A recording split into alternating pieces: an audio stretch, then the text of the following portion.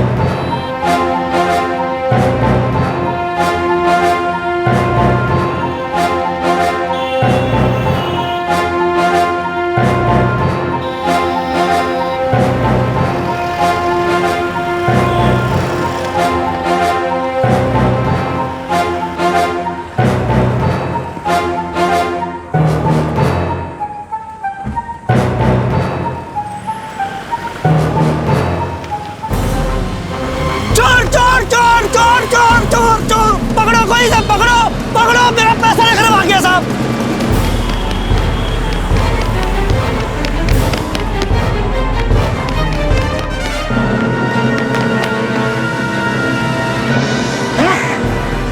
चलो भी। केशव क्या? केशव सोंडा।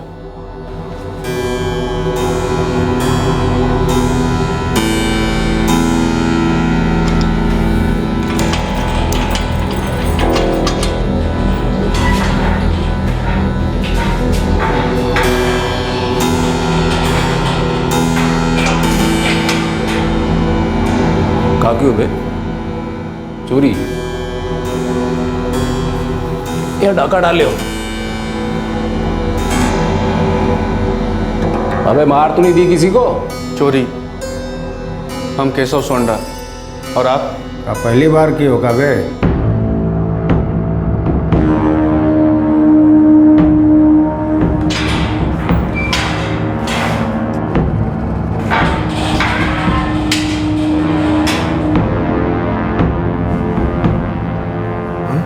ये हमसे नहीं होगा। तू नीरज से बात कर। तेरे गांव बसवी के पास वाले गांव पराहा का ही रहने वाला है। नीरज कहाँ मिलेगा? यही मिलेगा और कहाँ मिलेगा, और कब मिलेगा ये कौन नहीं जानता। चांस लेना पड़ेगा।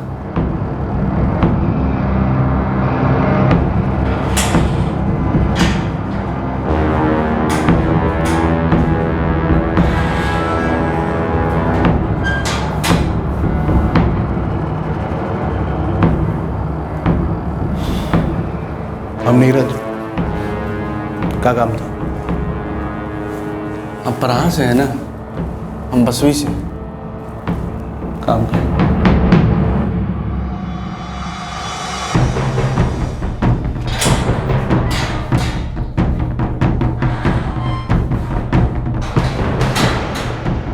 हरिराम। हाँ। तो तू है का केशव सोंडा? हाँ। कांटेक्ट करा पुजारी का, तो ओकरा को जो चाहिए ओकरा के पास मिले। पुजारी कहाँ मिलेगा? नंबरवा दे देंगे ओका। कोशिश करते रहना, कबो न कबो लग जाए। ओकरा के हमरा नाम लेके बात करना, तो हर काम हो जाए।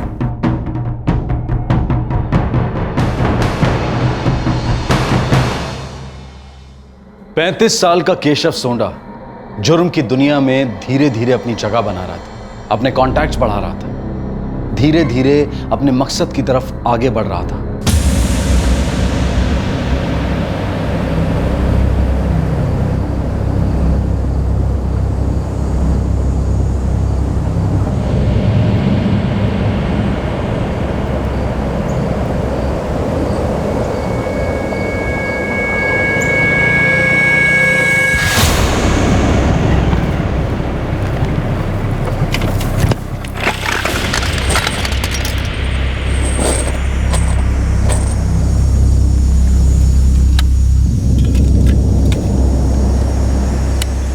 इसमें से तो एक टाइम पर एक ही गोली चलेगा ना, फिर दोबारा लोड करना पड़ेगा।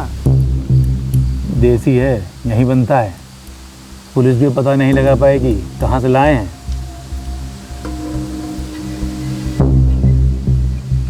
15 गोली दे दीजिए। पहले कभी चलाए हैं? तो फिर 30 गोली लीजिए, हाथ साफ ना करना पड़ेगा।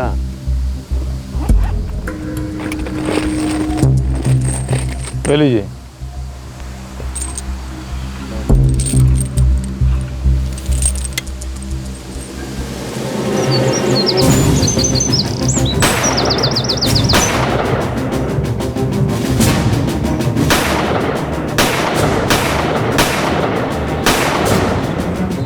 हम केशव बोल रहे हैं, हम तैयार हैं। हाँ तो ठीक है, वो चक्रधर नाका के पास में मिलना, वही पास ही में जंगल है। वो हर रात 8 बजे के करीब में मंडी जाता है, हम उसको सीधा वहीं पे लेके आते हैं। ठीक है, हम तुम्हारा वहीं इंतजार करेंगे।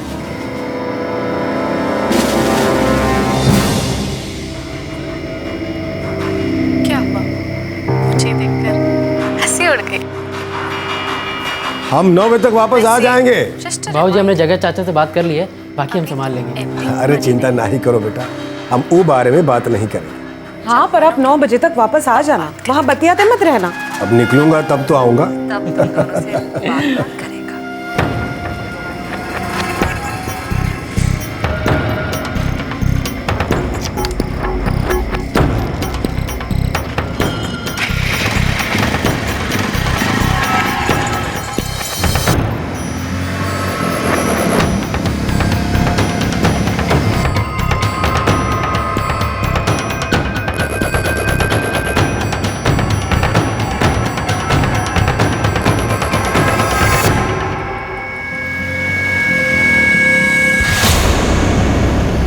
मनोहर भैया रुके ना।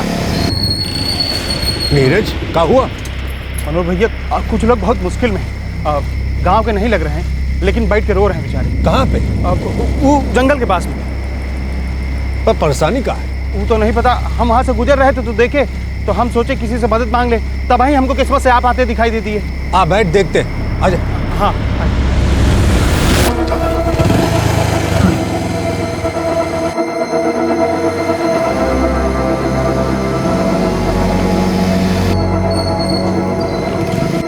नीरज, कहाँ है वो लोग? अब इधर ही पास ही में है, लेकिन ये मोटरसाइकिल नहीं जा पाएगा ना, तो पैदल चलना पड़ेगा।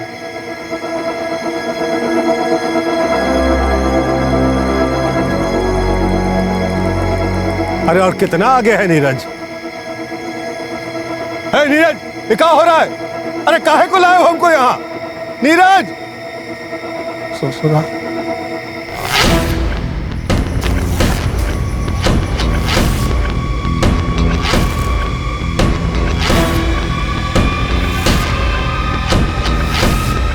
53 साल के मनोहर लूमी की बड़ी बेरहमी से हत्या कर दी गई। वो कोई आम इंसान नहीं था, वो उस जिले के 14 गांव के मुखिया थे। उनका बड़ा नाम था, इज्जत थी, रुतबा था।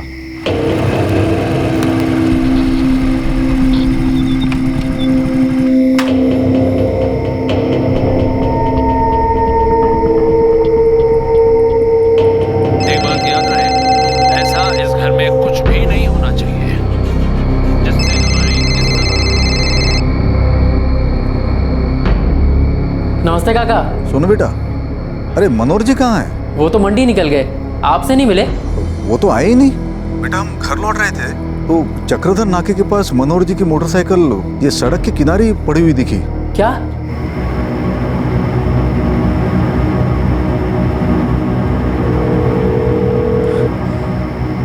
बाबूजी का फोन बज रहा है पर उठा नहीं रहे वो। हमें तो बहुत डर लग रहा है। वो ऐसी जगह पे रुके ही क्यों थे? कहाँ जा रहे थे? ऐसा करते हैं, हम आसपास देखते हैं, कहीं उनको कुछ हो न गया हो। मनोहर जी! बाबूजी! मनोहर जी! बाबूजी! बाबूजी! मनोहर जी! मनोहर जी! बाबूजी! बाबूजी! मनोहर जी! बाबूजी! बाबूजी! बाबूजी! बाबूजी! मनोहर जी! मनोहर जी! बाबूजी! बाबूजी! मनोहर जी! मनोहर जी! बाबूजी! बाबूजी! आज सब क्या हो गया?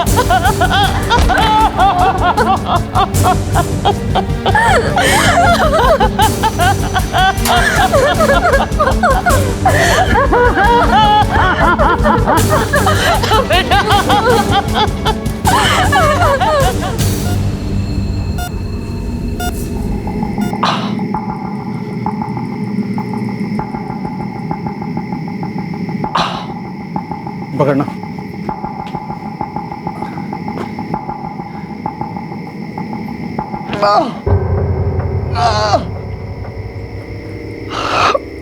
गोली निकाल दी है, लेकिन तुम दोनों को आज रात में ही यहाँ से भाग जाना पड़ेगा,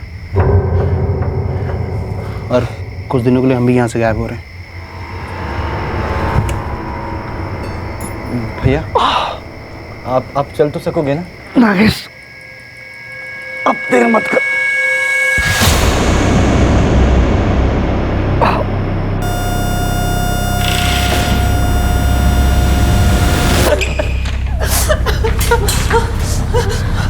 माफ कीजिए, हमने बचा नहीं पाए।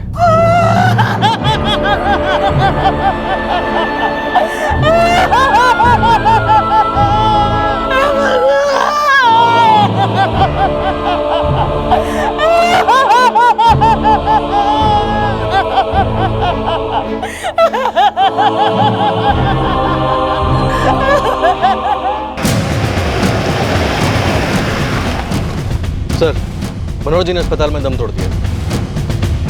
सभी गांवों का अलर्ट कर दो। मनोहर जी 14 गांवों की पंचायतों के मुखिया थे। लोग सड़कों पर उतर सकते हैं, कुछ भी हो सकता है। सर,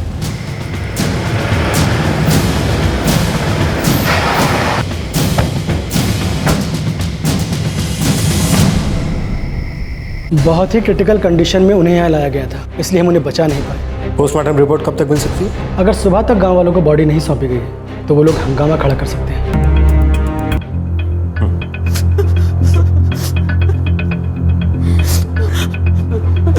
रोज की तरह 8 बजे घर से निकले थे, फिर 8:45 बजे राम काका का फोन आया चक्रधर नाके से। उस तरफ वो किसी काम से गए थे? पता नहीं, घर से मंडी के लिए निकले थे। मगर वो मंडी पहुंचे नहीं साहब। हम लोग तो उनका इंतजार ही करते रहे। हमें लगा कि घर के किसी काम में अटक गए होंगे साहब। फिर आप लोगों को उनकी बॉडी जंगल में मिली? हाँ साहब, हम लोग जंगल में उन्हें ढूंढ रहे थे, तभी मेरा पाँव एक चीज से टकराया। देखा तो मनोहर जी पड़े थे खून में लथपथ।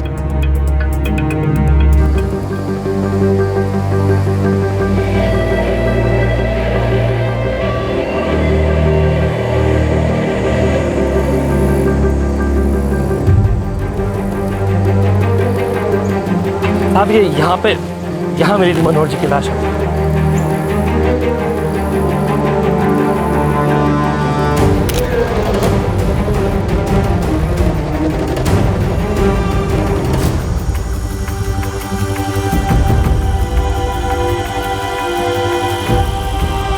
इधर आओ।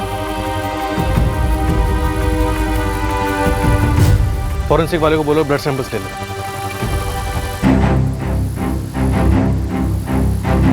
6 गोलियां, देसी कट्टा। मतलब हर बार रिलोड करके गोली चलानी पड़ी होगी। ये हमला किसी ने अकेले किया हुआ ऐसा नहीं लगता सर। और उसमें से एक जख्मी हुआ है। सर, क्राइम स्पॉट से लिए गए दोनों ब्लड सैंपल्स की जांच की। उनमें एक तो मनोहर जी का है, लेकिन दूसरा ब्लड उनके ब्लड से मैच नहीं कर रहा है। ये उस हमलावर का हो सकता है जिसके शायद पैर में चोट लगी थी। ये जख्म कील का नहीं है। जो भी करना है जल्दी कीजिए। ये तो किसी गोली का निशान है। हमको बहुत दर्द हो रहा है डॉक्टर साहब, जल्दी से मलहम पट्टी कर दीजिए। माफ कीजिए, ये पुलिस केस है।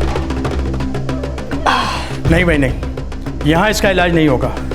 ये पुलिस केस है, इसके लिए तुम्हें सिविल हॉस्पिटल जाना पड़ेगा।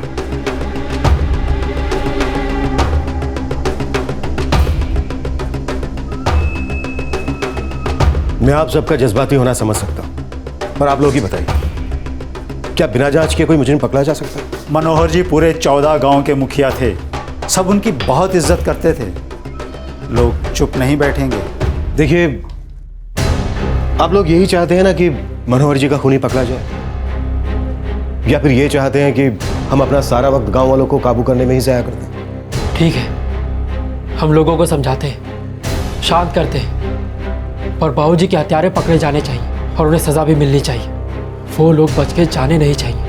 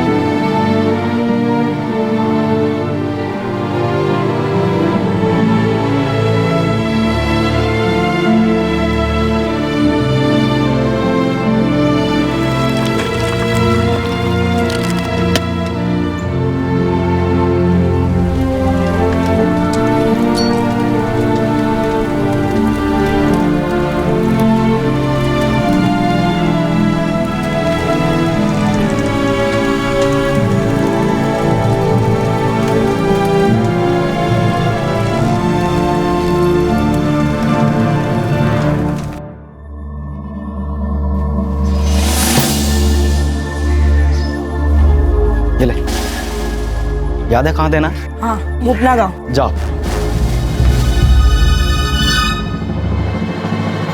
मनोहर लूमी को किसने मारा? इससे बड़ा सवाल अब यह बन गया था कि आखिर इस खून का मकसद क्या था। पुलिस के लिए इस खून का मकसद जानना बहुत मुश्किल हो गया था। ऐसी एक भी थ्योरी सामने नहीं आ रही थी जो इन सवालों का जवाब दे सके। नहीं साहब, बाबूजी की किसी से कोई दुश्मनी नहीं थी। सब उनको बहुत चाहते थे, बहुत इज्जत करते थे उनकी। ऐसा एक भी आदमी नहीं मिलेगा आपको पूरे गांव में जिसे उनसे कोई शिकायत हो। उन्हें इतनी बेरहमी से मारा गया। वो घर से निकले थे मंडी जाने के लिए, लेकिन उनकी बॉडी मिली हमें जंगल में। जंगल में जाने की उनके पास कोई वजह नहीं थी। मतलब कोई था जो उन्हें जंगल में ले गया, और उस ले जाने वाले का मकसद साफ था। मतलब कोई तो था जो उन्हें मारना चाहता था। मैंने बताया ना आपको, उनकी किसी से कोई दुश्मनी थी ही नहीं। 14 गांव के मुखिया थे वो। बड़ा मान था उनका गांव में।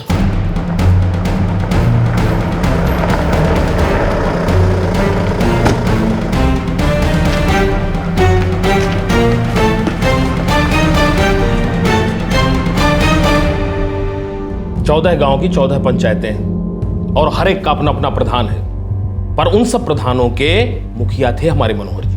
देखिए, ये बात हम जानते हैं कि उनकी किसी के साथ कोई दुश्मनी नहीं थी, पर हमला तो हुआ है, और हमला करने वाले जंगल में भाग गए। वो जंगल में जिस तरफ भागे हैं उस तरफ पराहा गांव पड़ता है। क्या किसी गांव का कोई प्रधान इस हमले के पीछे हो सकता है? किसी एक प्रधान की भी मनोहर जी से दुश्मनी होती तो पिछले 12 सालों से निर्विरोध मुखिया नहीं चुने जाते। दुश्मनी वाली तो कोई बात ही नहीं है। और फिर मनोहर जी लोमी समाज के नेता थे। गांव में सोंडा समाज भी तो है। दोनों समाजों के बीच किसी तरह का कोई झगड़ा, कोई अनबन? एकदम से तो ऐसा कुछ याद नहीं आता साहब। और सच कहें तो साहब, हमको तो ऐसा सोचना भी मुश्किल लगता है कि कोई मनोहर जी का खून भी कर सकता है। विश्वास ही नहीं होता साहब कि ऐसा भी हो सकता है।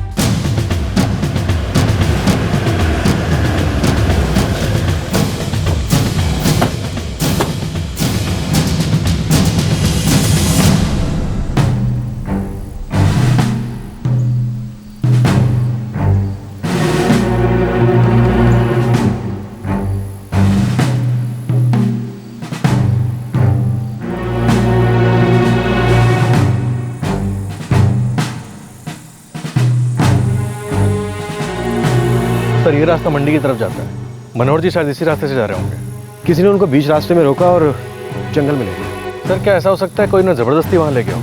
पोस्टमार्टम में हाथापाई के तो कोई निशान नहीं। हाँ, ये हो सकता है कि कोई किसी बहाने से उन्हें जंगल में ले गया, जहाँ हमलावर पहले से मौजूद थे, और उनके वहां पहुंचते ही हमलावर ने उन पर गोलियां चला दी। हाँ सर, ऐसा हो सकता है। अगर कोई किसी बहाने से उन्हें जंगल में ले गया है तो उसका मतलब यह है कि कोई जान पहचान वाला ही है, शायद इसी गांव का।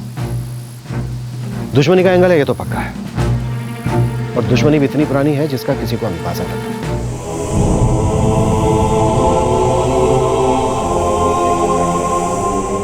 रोज रात को मंडी में मिलना होता था। सब लोग जो है अपना दुकान धंधा बंद करके मिलते थे, बातचीत करते थे। मनोहर जी जब वहां नहीं पहुंचे तो किसी ने उनके घर पर फोन नहीं किया? अब साहब, बात यह है कि हम तो रोज की बातचीत करते थे। कभी कभी कोई नहीं आ पाता तो घर पे अपने अपने काम होते हैं। हमें लगा कि मनोहर जी किसी काम में फंस गए हैं, लेकिन जब हम घर लौट रहे थे तो उनकी मोटरसाइकिल देखी तो हमें लगा कि कुछ गड़बड़ है। अगर दुश्मनी जैसी कोई बात होती तो वो घर पे जरूर बताते, लेकिन ऐसी कोई बात ही नहीं थी। कोई धमकी वगैरह या किसी से कोई खतरा? साहब, और कितनी बार बताएं, ऐसा कुछ था ही नहीं।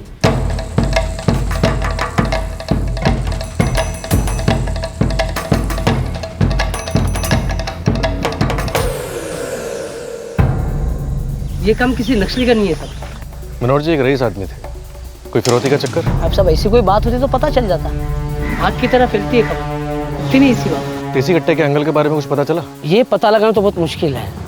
ऐसे बहुत से लोग हैं जो देसी कट्टा बनाते हैं, कुछ ऐसे एजेंट भी है जो उन्हें बेचते हैं, कोई उनका रिकॉर्ड नहीं रखता। ये तो आप मुझसे बेहतर जानते साहब। नक्सलियों को कोई एंगल नहीं, कोई दुश्मनी नहीं, कोई पुराना बैर भी नहीं, कुछ पता नहीं चल पा रहा है सर। ना तो गुनहगार का पता चल रहा है और ना ही खून करने के मकसद का। एक आदमी 12 साल से 14 गांवों की पंचायतों का मुखिया है, 12 साल से।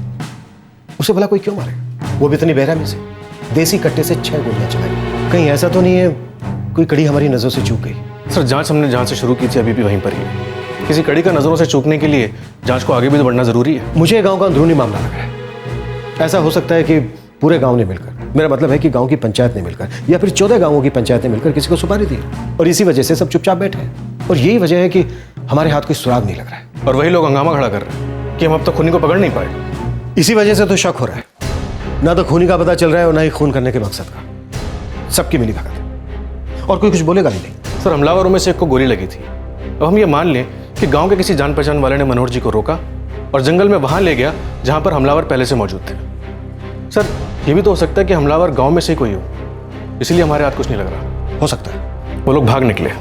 एक जख्मी था, मतलब गांव के किसी डॉक्टर के पास जरूर गए होंगे, लेकिन किसी भी डॉक्टर को उसकी कोई जानकारी नहीं है। हो सकता है उसने इलाज कहीं बाहर करवाया।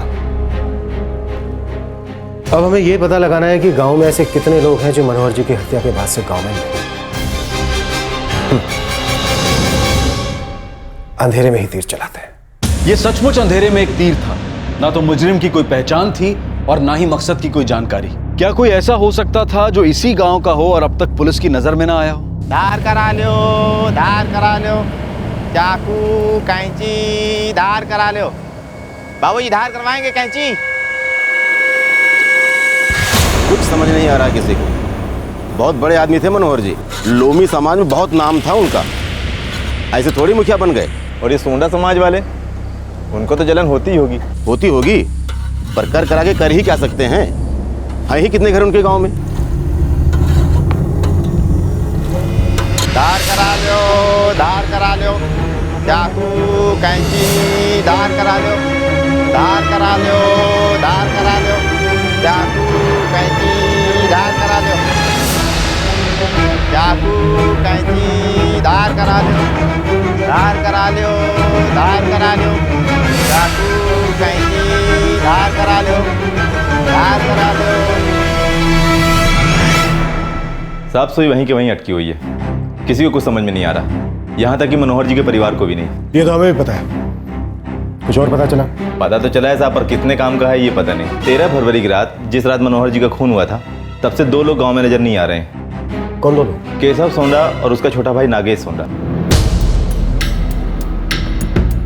दोनों अपनी मां सुभद्रा सोंडा के साथ रहते हैं। एक और भाई है उसका, मोहन सोंडा, वो उनके साथ नहीं रहता। कोई कनेक्शन हो सकता है? 13 फरवरी से घर नहीं लौटे। एक बार क्रॉस चेक करना तो बनता है।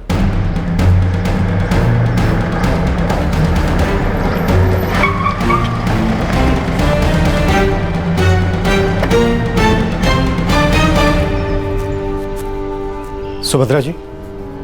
जी। आपके दोनों बेटे केशव और नागेश कहाँ हैं? वो दोनों तो शहर गए हैं साहब। काफी दिनों से गए हुए हैं ना?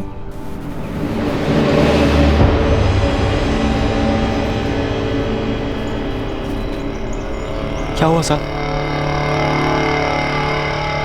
तुम मोहन हो ना? जी हाँ। नहीं कुछ नहीं, बस ये पूछने आए थे कि केशव और नागेश कहाँ? वो तो शहर गए हैं कुछ काम से। क्या बात है, सबके सब एक जैसा ही जवाब दे रहे हो कि शहर गए हैं, किसी काम से गए। ऐसे किस काम से गए हैं कि 4 दिन से घर नहीं लौटे? साहब हम किसान हैं, खेतों के लिए खाद बीज कुछ ना कुछ लगता ही है। शायद खेतों के लिए कुछ सामान लाने गए होंगे। ए अम्मा, जाने से पहले कुछ बोल के गए थे? नहीं तो खेत के लिए सामान लेने जा रहा हूँ, बस इतना ही कह के गया। ऐसा क्या लाने गए थे कि अभी तक घर नहीं आए? अब साहब बरसों पहले हम खेतों का बंटवारा कर दिए कि सब अपना खेत संभालता है और हम अपना। अब हो सकता है कुछ ऐसा काम हो जिसका मुझे पता ना हो। और अम्मा को तो आप देख ही रहे हैं, बुढ़िया आ गई हैं।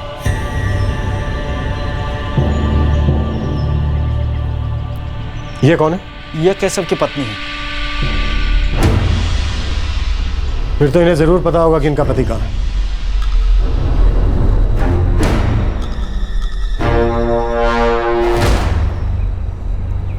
केशव और नागेश के पास मोबाइल तो होंगे।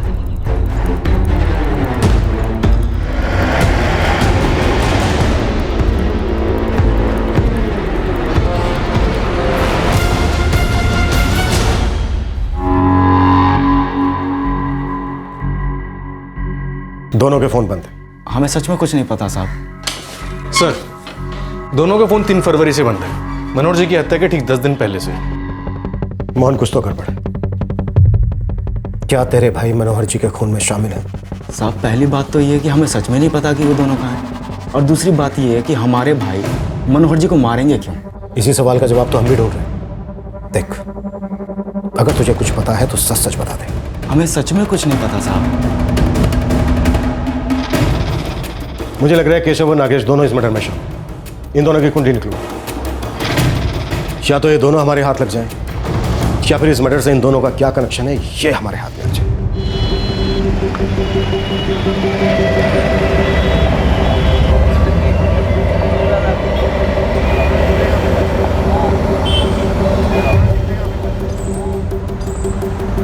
नहीं मालूम साहब, वो केशव मिला था जेल में, अपने गांव बसवी में कोई बहुत बड़ा कांड करवाना चाह रहा था। क्या कराना चाह रहा था?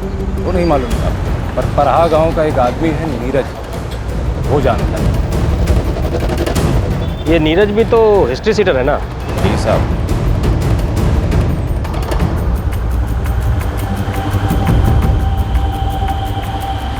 सर, केशव एक हिस्ट्री शीटर है, उसके ऊपर चोरी और डकैती के कई मामले भी दर्ज है। अजीब बात यह है कि उसने जुर्म की दुनिया में 1.5 साल पहले ही कदम रखा है।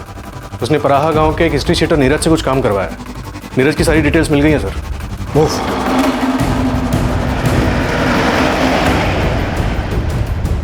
अब सारी कड़ियां केशव के इस खून में शामिल होने का इशारा कर रही हैं, लेकिन उसने ऐसा किया क्यों?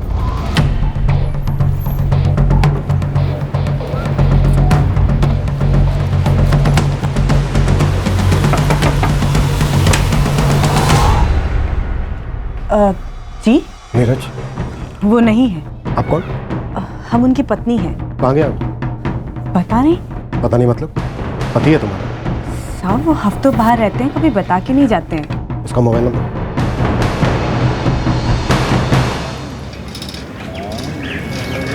पुलिस को केशव और नागेश पे शक है, और दोनों कहाँ है ये भी पता नहीं। मुझे यकीन ही नहीं होता कि वे दोनों शामिल हैं।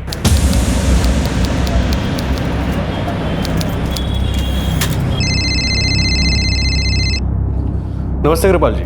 विष्णु जी, आप मनोहर लोगी और केशव सोंडा के बीच कड़ी ढूंढ रहे थे ना? जी। ऐसी एक कड़ी है।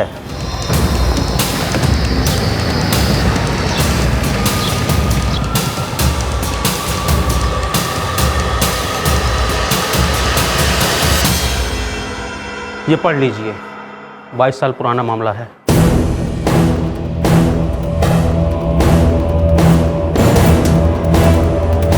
सर, 22 साल पुराना कनेक्शन, 22 साल।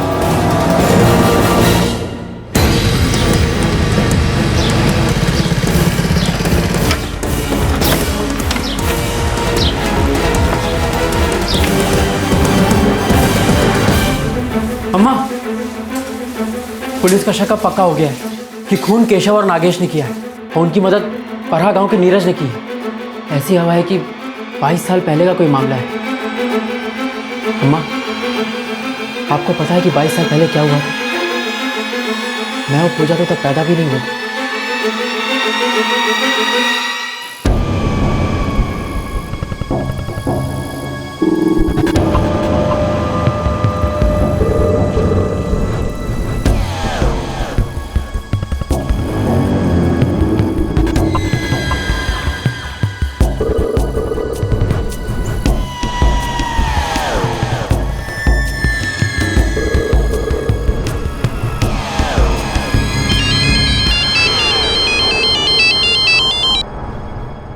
हारज बोल। केशव, मोहन और नागेश, इनकी एक मौसी है, नाम है लीला रानी, यही मोपना गांव में रहती है। ये ले, याद है कहाँ देना? हाँ, मोपना गाँव। केशव की अम्मा सुभद्रा की सगी बहन है लीला रानी, विधवा है वो। दोनों वहाँ छुपे? ये तो पता नहीं साहब। ठीक है।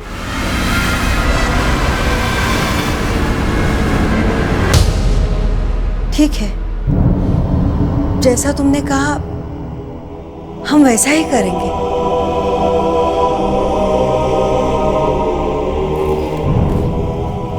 अम्मा, पुलिस को केशव और नागेश पे पूरा शक है। कितना समझा केशव को, भूल जा, बीती बातों पे मिट्टी डाल। पर नहीं माना, नहीं समझा। क्या मिल गया उसको ये सब करके? बीज तो उसने बोया है अम्मा, अब भुगतेगा भी वही। पहले मोपना गांव में केशव और नागेश की मौसी लीना के घर पर देखते हैं, हो सकता है वो दोनों वहीं हो।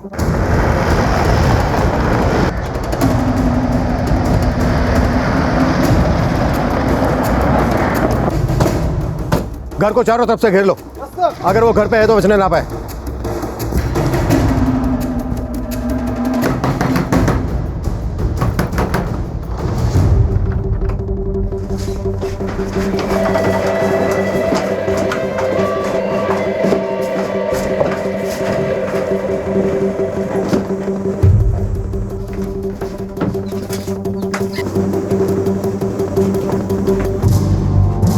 वो यहाँ नहीं है। आप झूठ बोल रही हैं। हम झूठ क्यों बोलेंगे?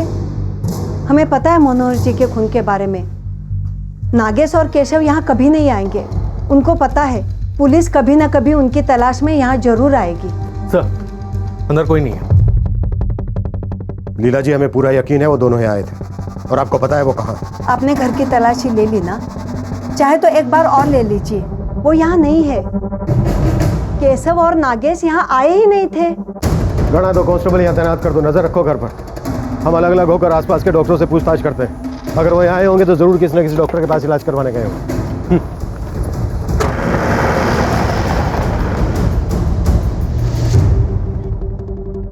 जी हाँ, एक आदमी आया था, नाम तो नहीं पता, पर एक 30 साल का था और उसके दाहिने पैर में गोली लगी थी। जी हाँ, आया था। उसे देखते ही मैं समझ गया था ये पुलिस केस है। उसके पाँव में गोली लगी थी, इसलिए मैंने उसे सिविल हॉस्पिटल जाने के लिए कहा।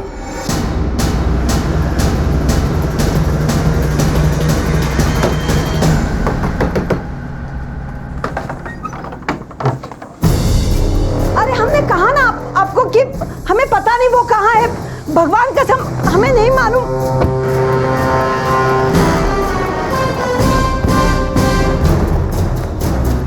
अम्मा, पुलिस ने मौसी को हिरासत में ले लिया। अम्मा, हमें थाने में जाके सब कुछ सच बता देना चाहिए।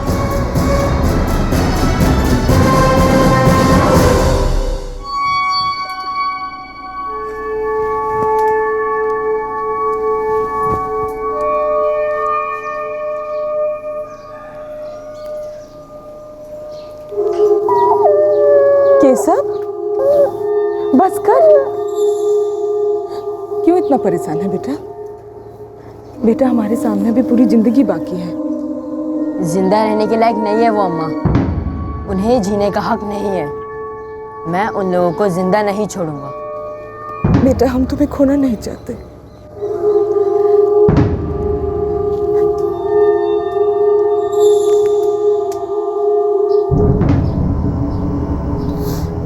जा बेटा,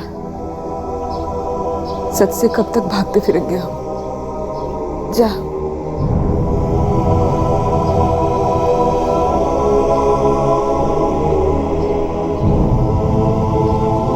हम कितनी बार बोले, वो लोग हमारे यहाँ नहीं आए थे।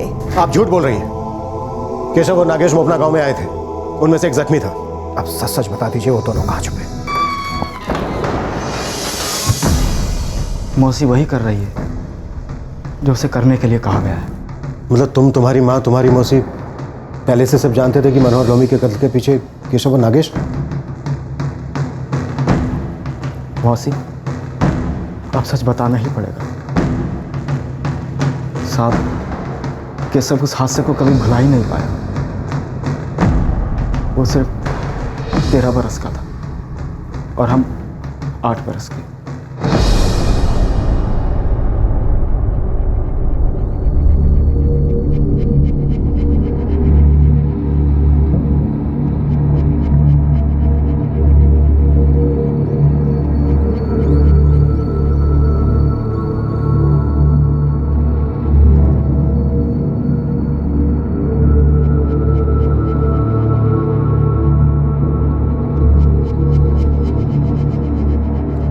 जज साहब, आखिर में मैं बस इतना ही कहना चाहूँगा कि ये सभी लोग बहुत ही निर्दयी हैं। जैसा कि इनके वकील ने कहा कि जुर्म के वक्त इनमें से कुछ लोग सिर्फ खड़े होकर तमाशा देख रहे थे, हमले में उन्होंने कोई हिस्सा नहीं लिया, जबकि सच्चाई यह है कि जुर्म इनके सामने होता रहा और इन्होंने कुछ नहीं किया।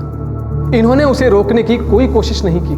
जज साहब, इन लोगों ने यह तक नहीं सोचा कि सुभद्रा सोंडा उस समय 2 महीने की गर्भवती थी। मैं इस कोर्ट से दरख्वास्त करूंगा कि ये सभी लोग जिन पर जुर्म भी साबित हो चुका है, इन्हें सख्त से सख्त सजा दी जाए। कोर्ट को लगता है कि मनोहर लोमी, जगजीवन सोंडा और गजानन सोंडा इस जुर्म में शामिल नहीं है। वे सिर्फ वहां मौजूद थे और वैसे भी इनके इस जुर्म में शामिल होने के कोई सबूत नहीं है। लिहाजा यह अदालत इस खून के इल्जाम से इन्हें बरी करती है।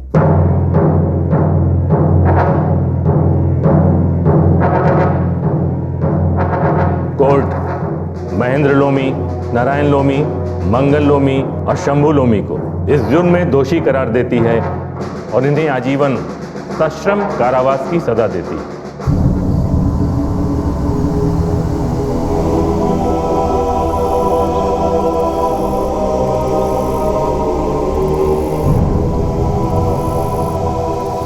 कोर्ट ने मनोहर लोमी को बरी कर दिया, लेकिन केशव ने जुर्म किया है, वो मुजरिम है, वैसे कानून से बच नहीं सकता। अच्छा होगा कि तुम लोग बता दो वो कहाँ छुपा है। नहीं पता साहब, वो उस रात मौसी के घर गया था, जिस रात उसने मनोहर लोमी की हत्या की थी। मतलब तुम लोग जानते थे कि उसने मनोहर लोमी की हत्या की? नहीं पता साहब, ना हमें ना मौसी, किसी को पता नहीं था। अंदर ही अंदर वो उस गुस्से को पालता रहा 22 बरस, पर हम में से किसी ने ये सोचा तक नहीं था कि एक दिन सचमुच वो अपने बाबूजी की हत्या का ऐसा बदला लेगा। यहाँ बैठिए।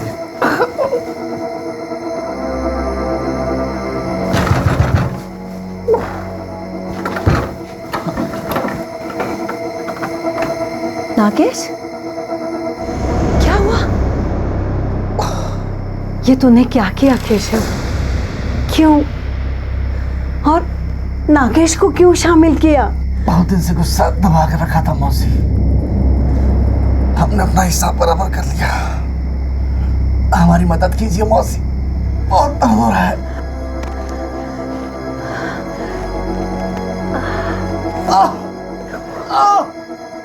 बहुत खून बहा है, डॉक्टर को बुलाना होगा। पर मौसी, ऐसा कोई डॉक्टर है जो यहाँ घर आके मलहम पट्टी करे? नहीं नागेश, नहीं, डॉक्टर को यहाँ बुलाना ठीक ना होगा। हम कल सुबह डॉक्टर से मिलाएंगे। अब तुम जाओ यहाँ से। नहीं भैया, हम आपको छोड़ के कहीं नहीं जा रहे, बता देते। नागेश जाओ, तुम्हारा यहाँ रहना ठीक नहीं है, यहाँ से कहीं दूर निकल जाओ। हमारी चिंता मत करो, हम खुद को संभाल लेंगे। नहीं भैया, हम आपको छोड़ के कहीं नहीं जा। सुनता है नहीं? रात के अंधेरे में कहीं निकल जाओ, अभी तक बात पहले नहीं होगी। नागेश चला गया, कहाँ पता नहीं। केशव एक दिन रुका, पर किसी डॉक्टर ने उसकी मदद नहीं की।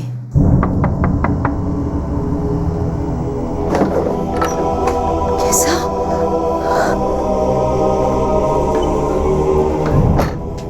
क्या हुआ केशव? किसी डॉक्टर ने इलाज नहीं किया? नहीं मौसी, सबको लगता है कि पुलिस केस हो जाएगा। हमें भी अब यहाँ से निकल जाना चाहिए, नहीं तो आप मुसीबत में पड़ जाएंगे। और जाएगा कहाँ?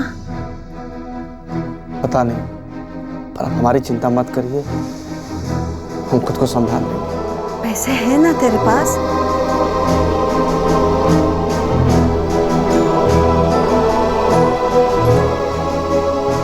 फिर हमने रुपए भेजे। ये ले, याद है कहाँ देना? हाँ, मोपना गाँव। हाँ, जा।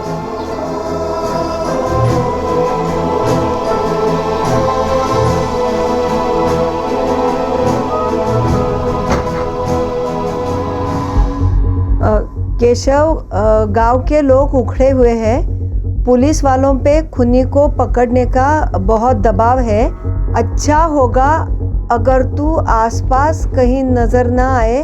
गांव वालों के हाथ पड़ा तो पता नहीं क्या करेंगे। अपना ख्याल रखना मोहन। अब हम चलते हैं मौसी। फिर हमने उसे थोड़े फल दिए, थोड़ी सब्जियां दी और वो चला गया। कहाँ गया पता नहीं। तब से कोई खबर नहीं, कोई फोन नहीं।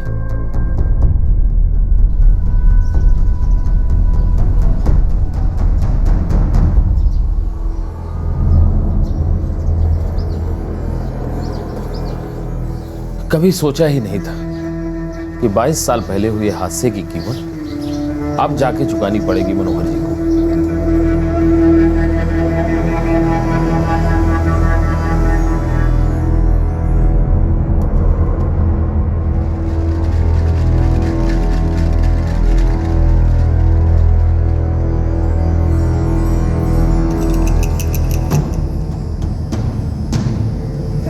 बाईस साल पहले बोया गया गुस्से का एक बीज केशव ने पूरी उम्र अपने सीने में संजो कर रखा। मनोहर लूमी को एक जुर्म से बाइज्जत बरी किया गया था। वो जुर्म कौन सा था और उसका कौन सा हिसाब अब तक बाकी था? नहीं लगा। देखते। देख कितना लंबा गया, लेकिन शर्ट पे लगा ना। कैसा मोहन, खेलते ही रहोगे? खेत में काम कौन करेगा? और काम नहीं करना तो कल से खेत में आना ही मत। अरे बाबूजी आप चिंता मत कीजिए, मैं सब काम संभाल लूंगा। ठीक है, चल खेल मोहन।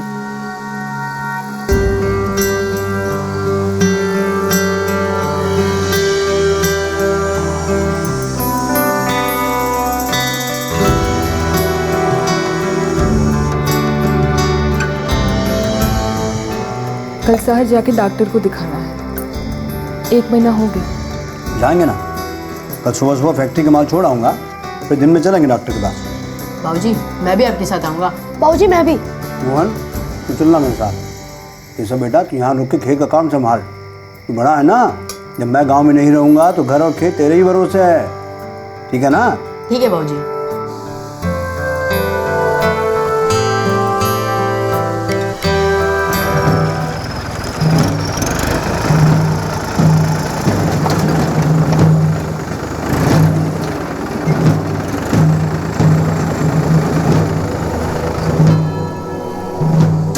लक्ष्मण क्या सोचे हो?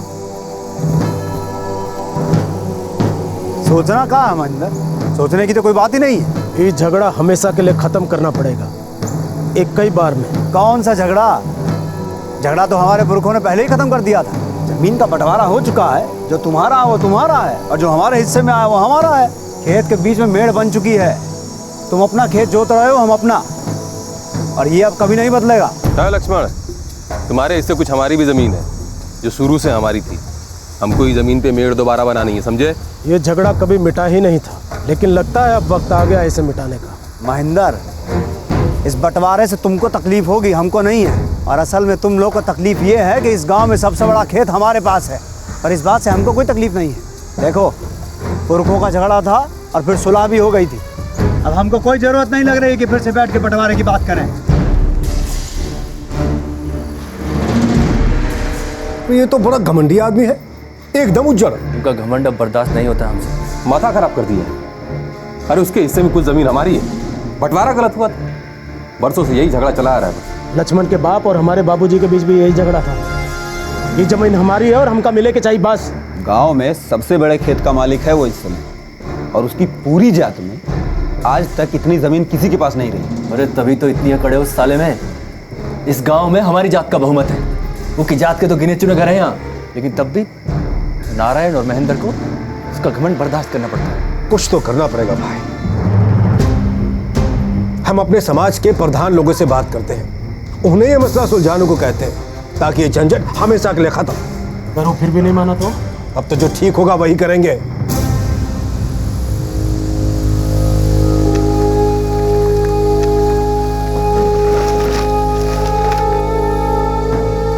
अरे बेटा, इस जमीन पर उनका कोई हक नहीं है और हम उनकी धमकी से डरने वाले नहीं हैं। बाबूजी, जो जमीन हमारी है वो उनकी क्यों कहते हैं? अरे बेटा, ये झगड़ा हमारे खेतों के बीच में जो मेड़ बनी है ना, उसका है। झूठ बोल रहे हैं, जमीन हमारी है और जो हमारी है वो हमारी रहेगी। आगे चल के तुम दोनों की होगी, मेरे दोनों बच्चों की। लेकिन बाबूजी, ये कौन आने वाला है? अरे हाँ, तुम तीनों की होगी। मैं तो भूल ही गया था कि तीसरा मेहमान भी आने वाला है। हमारी जो जमीन उन्होंने हड़प ली है उसे पाने के लिए हमारे पूर्वज भी लड़ते आए हैं। तुम्हारा गुस्सा हम समझ रहे हैं महेंद्र, लेकिन करे का? वो लक्ष्मण तो बात तक सुनने को राजी नहीं है। मतलब इसका ये है कि वो कुछ भी बोलता रहे और हम लोग चुपचाप सुनते रहे। देखिए, हमका कोनो आपत्ति नहीं है, खेतों के बीच की मेड़ नए सिरे से खींच दी जाए, पर मुश्किल ये है कि वो लक्ष्मण किसी की सुनेगा ही नहीं। अरे बहुत अकड़ है उसमें, दोनों समाज के बड़े बुजुर्ग उसको समझाने जाते हैं तो भी नहीं सुनता। बताइए, जहाँ देखो विरोध में झंडा गाड़ देता है। अब ऐसे इंसान का करे भी तो क्या करें? पर कोई तो रास्ता होगा उसकी नाक में नकेल डालने का। आपका पूरा गांव उसके इशारे पे नाचता रहेगा। भाई मनोहर, अब आप ही हमें कोई रास्ता बताइए। आप जो भी कहेंगे हम उसमें आपका पूरा साथ देंगे। वैसे भी वो लक्ष्मण हमें कुछ ज़्यादा पसंद नहीं है।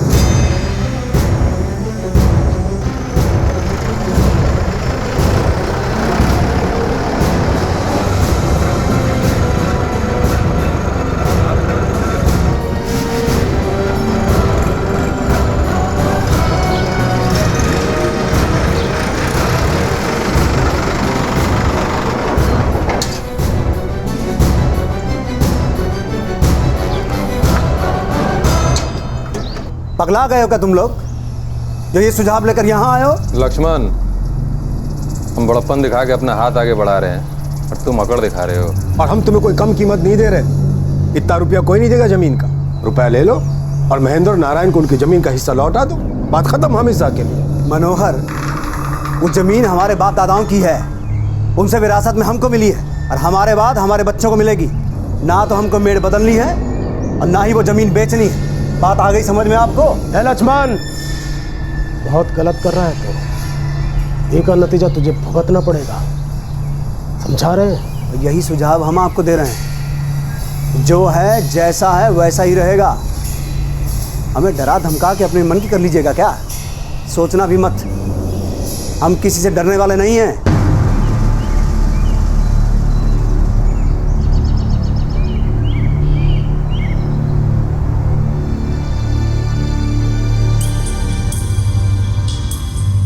सुनिए ना, खत्म कर दीजिए ना इस झगड़े को। कौन सा झगड़ा? तुमको कुछ पता भी है? नहीं ना? मुंह बंद रखो अपना। अब तक मुंह बंद ही रखा था हमने, पर अब चिंता होती है हमें। 2 बच्चों के बाप हैं आप, एक और आने वाला है। हम कहते हैं गांव वालों के साथ सुलह कर लीजिए, दुश्मन कम नहीं है आपके। वैसे भी हमारे समाज के लोग आपको कुछ खास पसंद नहीं करते, कोई साथ नहीं देगा हमारा। अरे किसी की भीख में थोड़ी जी रहे हैं, और उनके पसंद करने से या ना करने से क्या फर्क पड़ता है? समाज अपना हो या उनका, हम लोग जितना झुकेंगे वो और झुकाएंगे। और ऐसे किसी समाज के सामने झुक के कोई कैसे जी सकता है? उनको हमारी जमीन लेके ही मामला सुलझाना है। काहे? अरे पुरखों का झगड़ा था, फिर मामला सुलझ गया था। जमीन हमारी है, हमारे बाद हमारे बच्चों की होगी। अपनी जमीन का एक टुकड़ा नहीं देंगे हम। केशव, मोहन, चलो जल्दी, बहुत काम है खेत में।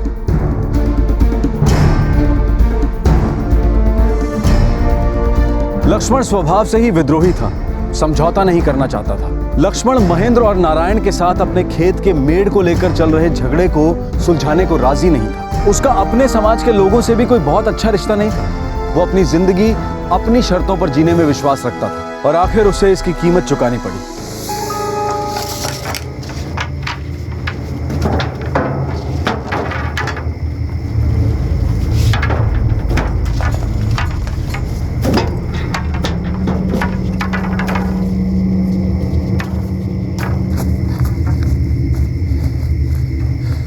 शंभू और मंगल भी आ रहे हैं। अरे हम भी आएंगे। गजानन और बाकी के लोग? वो भी आने को राजी हैं, हालांकि उनको लगता है कि एक बार हमको सोच लेना चाहिए। और तुम्हें क्या लगता है, हमें अभी भी सोचना चाहिए?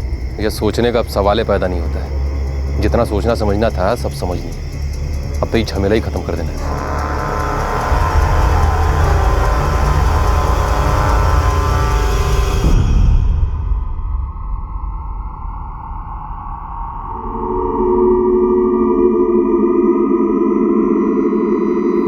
केशव, मोहन उठे नहीं का अब तक? मोहन सो रहा है, केशव नहा रहा है। अरे तो उसको भी उठाओ, तैयार करो, दोनों को भेजो खेत पर। जी हाँ, रोटी उन्हीं के हाथों भिजवा दूंगी। हाँ।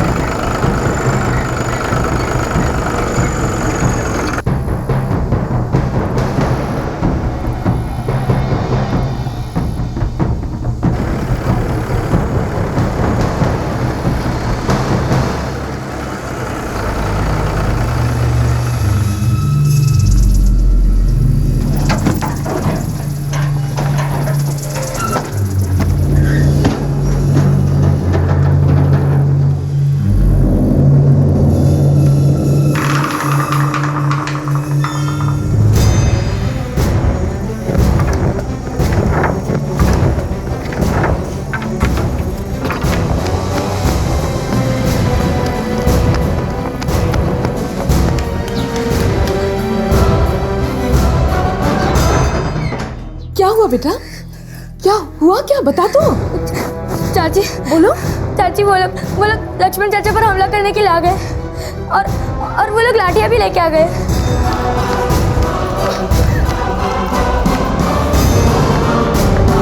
अम्मा, अम्मा, बाबूजी, अम्मा, बाबूजी, बाबूजी, बाबूजी,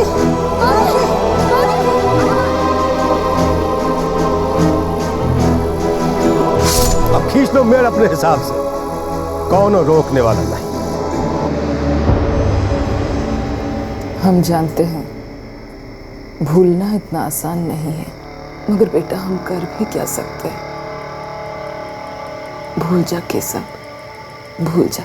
बीती बातों पे मिट्टी डाल बेटा। मिट्टी तो डालेंगे अम्मा, पर बीती बातों पे नहीं, मनोहर लोमी की लाश पे।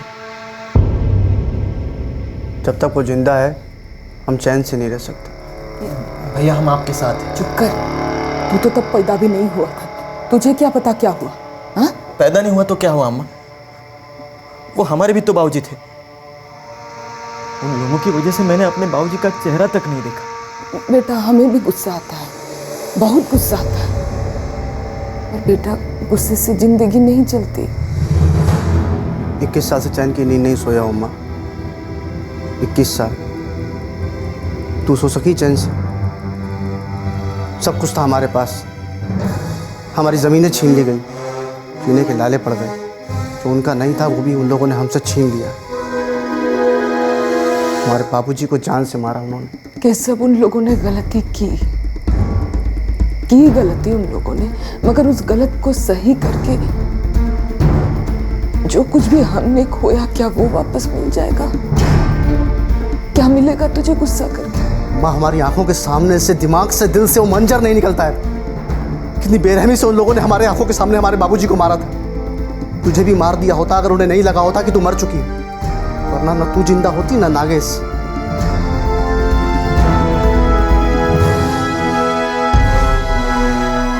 मनोहर को कीमत तो चुकानी ही पड़ेगी, हिसाब तो बराबर करना ही है हमको।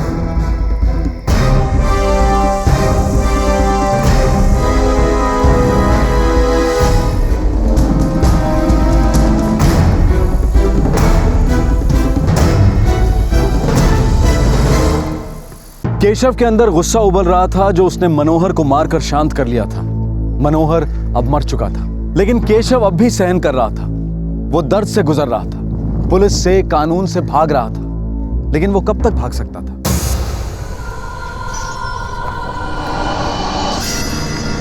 इस गली में पहली मंजिल का पहला कमरा घर पे होगा। वो सुबह से बाहर तो नहीं निकला है साहब।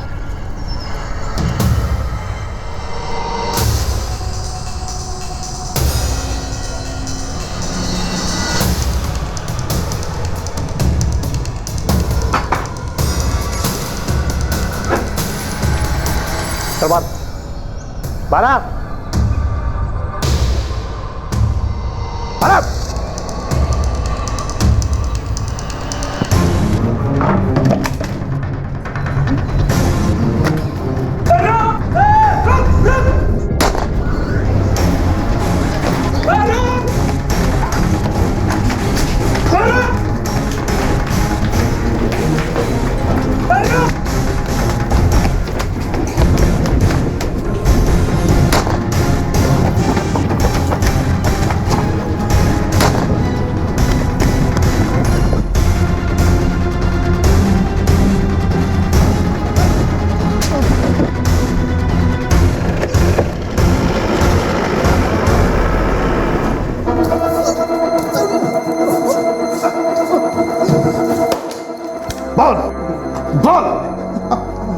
बताते सब हम ही किए थे केसों की मदद, लेकिन सब हम सिर्फ और सिर्फ पैसे के लिए किए थे। मनोहर भैया को हम ही रोके थे और हम ही लेके गए थे, लेकिन हमको ये नहीं पता था कि वो लोग उनका जान ले लेंगे। बस हम सब इतने किए थे। देख नीरज, आखिरी मौका दे रहा हूं, ट्रिगर दबने से पहले सब कुछ सच सच बोलते। बताते हैं सब वो जंगलवा में होगा। सब हमसे कह रहा था पहले अपनी मौसी के घर में जाएगा और इसके बाद में जंगलवा में अकेले छुप जाएगा। और नागेश? नागेश के बारे में हमको कुछ नहीं पता साहब। साहब वो केशव आज तक हमको कुछ नहीं बताया साहब।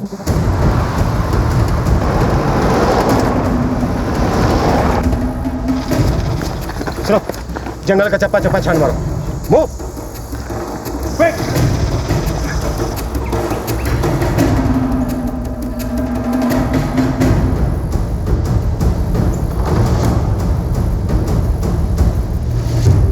सभी गांव वालों को यह सूचित किया जाता है कि बस्ती गांव का केशव सोंडा एक मुजरिम है। पुलिस को उसकी तलाश है। उसके दाहिने पांव में चोट लगी है। किसी को भी उसके बारे में कुछ भी पता चले तो पुलिस को इत्तला कर दे। जो कोई उसे बचाएगा वो भी जुर्म का भागीदार माना जाएगा।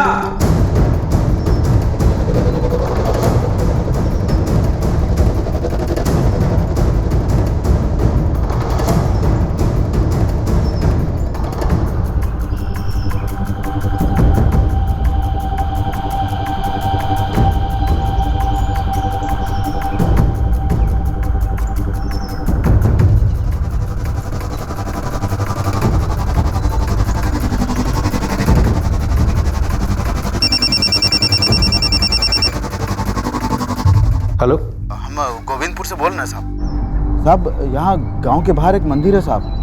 साहब वहाँ एक आदमी छुपा हुआ है, जख्मी हालत में है साहब। साहब हमको लगता है केशव है जिसकी आपको तलाश है साहब।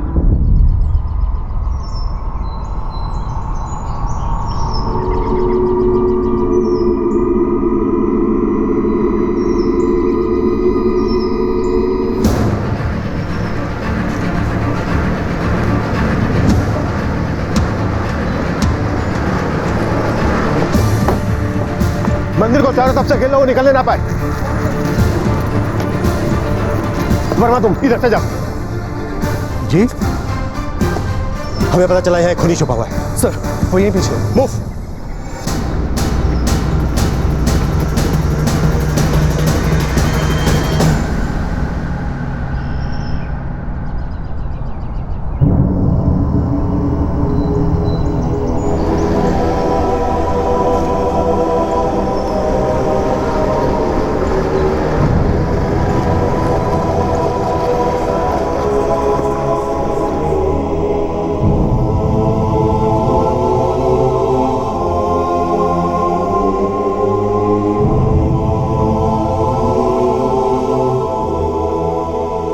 नागेश कहाँ है? पता नहीं। बेहतर होगा तू सच बोलते, बच तो वो भी नहीं पाएगा। हमने उसको बहुत दूर भेज दिया था और हमको पता नहीं वो इस वक्त कहाँ है।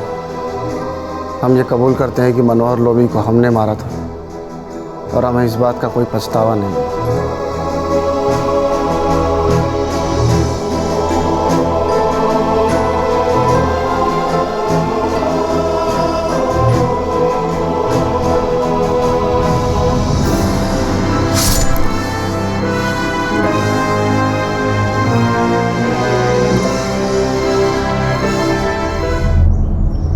केशव नागेश के बारे में कुछ भी बोलने के लिए राजी नहीं। क्या सुकून मिल गया उसे ये सब करके। उन्होंने तुम्हारे बाबूजी को मारा, तब से इस घर का सुख चैन सब कुछ चला गया। बहुत तकलीफ से दिन काटे हमने। क्या ये दिन देखने के लिए? ये सब क्यों नहीं भुला पाया? ये सब क्यों नहीं भुला पाया वो?